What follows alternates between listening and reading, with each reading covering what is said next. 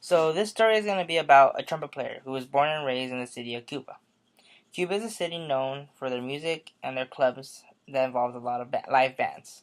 Uh, this trumpet player was one of the best to play in local jazz clubs and Latin clubs. Diego was known for his great solos and the sound of his trumpet. Every band wanted him to debut in their band, so it's just to get his name highlighted on the kiosk in order for people to come in, right? Well, one day, playing at the club, he notices a woman. He doesn't know her name, but later on her name becomes Isabel. He thinks she's really beautiful, and after seeing her, he wants to impress her. So he plays it and tries to play even better. Well, he gets stopped by this other trumpet player named Luis. Luis comes into the mix, and one night challenges him to a solo competition. As they're both playing, Diego loses his chops and stops playing and messes up. Diego then realizes that he isn't the best trumpet player, and maybe that playing trumpet isn't for him. So the main part of the story at the end is going to be basically where, well, hopefully with the help of Isabel and some other friends, Diego's going to decide either he gets his groove back and he starts playing trumpet again, or he just quits in total. But once again, Diego will become the best trumpet player in Cuba um, with some humbleness and some direction. So this story is going to be about a high school student named Chris. Chris is a great student. He has a 4.0 GPA. He has a lot of friends, and he has a lot of extracurricular activities. But the main activity Chris loves is marching band. He has been in marching band for all 4 years, and now is currently the drum major of the band with a friend named Steve. Marching band isn't seen as a cool activity when you're in high school, but it keeps students engaged and eager to learn. Chris is the drum major of the Manatee High School Marching Band. And with Chris, the thing is, though, the last 5 years, Manatee High School Marching Band hasn't been the same. They used to be the best in the best band around in Southern California, but now after a new director has taken over the band, people are resisting to accepting that new director. So this is causing the band to for failure. Um, Chris decides to have a problem when he becomes a drum major.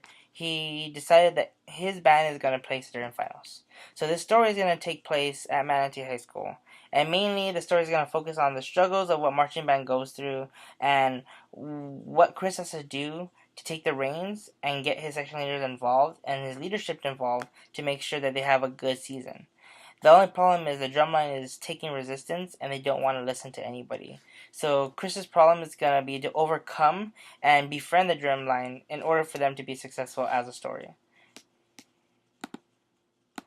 So in this story, Paul is going to be the main character. He's the executive producer of Infinite Entertainment. He has everything he wants in life. No worries at all. In Paul's eyes, life is great. He dates women. He drinks on the regular. Takes vacations. He can do whatever he wants, right?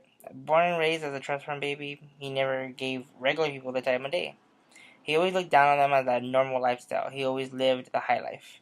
Driving a Ferrari and living in a 10-bedroom mansion with a golf course that he never uses. Life couldn't get him any better, right? Life takes a dip when Infinite Entertainment goes bankrupt. He loses his job, his house, his mansion, and his life isn't so high anymore. It shows through this story is going to show the struggles what Paul goes through on finding jobs, finding a house. He then finds a job as a janitor at this fashion agency, Pretty in Pink. His comrade is going to be Steve. Steve's going to be his right hand man, his best friend. After the fact that he gets his job, Steve's going to be another janitor in the place as well. The thing is, though, Paul sees a girl. Her name is Christine. She's one of the main executives in Pretty in Pink, and he falls deeply in love with her. The thing is, though, she was one of the girls that he had dated that never called back. So she doesn't really trust Paul, and she remembers him. Steve likes a girl named Lorraine. She's a receptionist that works there as well. Paul then realizes that he's going to give Steve women advice to help him out, to make him a better guy.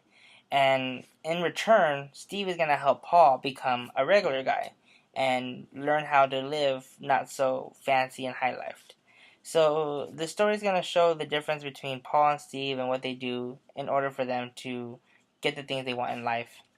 As well as it's going to show at the end when all four of them become friends, that these four friends are gonna go through trials and tribulations of what you go through life and different romances as happens.